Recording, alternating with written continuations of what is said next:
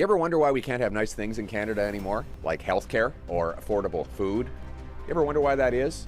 After 9 years of Trudeau, Freeland, and Carney being in power? Do you know why we can't have nice things, Buckhead? It's because our government is a bunch of idiots. I can barely afford food, and our economy is in the dumps.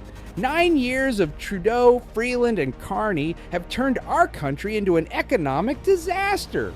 Exactly.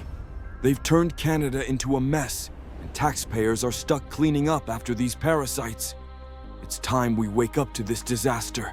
You know, in 2020, Carney started advising Trudeau on economics, right when Freeland became the finance minister. What has been the result of this pact? Well, Canada's per capita GDP, income per person, has dropped more than any other country in that time period since 2020. Our GDP per capita has dropped more than any other G7 country.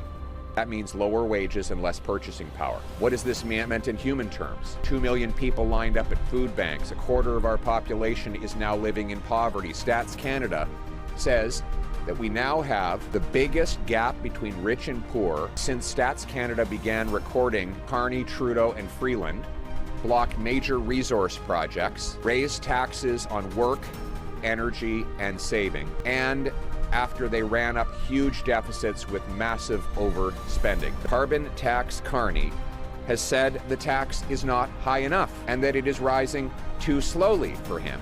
He wants it to rise even more. Chrystia Freeland has passed into law an increase to 61 cents a litre. These lying Liberals will deny that right before the election to try and trick Canadians into letting them back in to raise taxes all over again. Since 2020, Carney started giving Trudeau shitty advice, and shit has gone downhill fast. He can't possibly care about us. Canadians have less power because of him and his buddy Trudeau. This is what happens when you let globalist clowns like Carney and Trudeau run the show. Carney, who was one of the architects of the carbon tax, wants it to rise even more. This idiot thinks it's not high enough. And these guys will deny it all, right before the election, trying to trick Canadians into giving them another shot at raising taxes.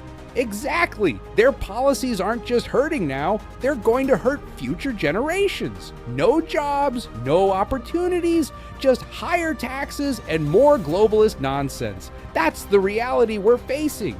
So, like, subscribe, and share your thoughts. Don't let them get away with this. Stay tuned for more, because we're not done calling out these dumbasses' failures.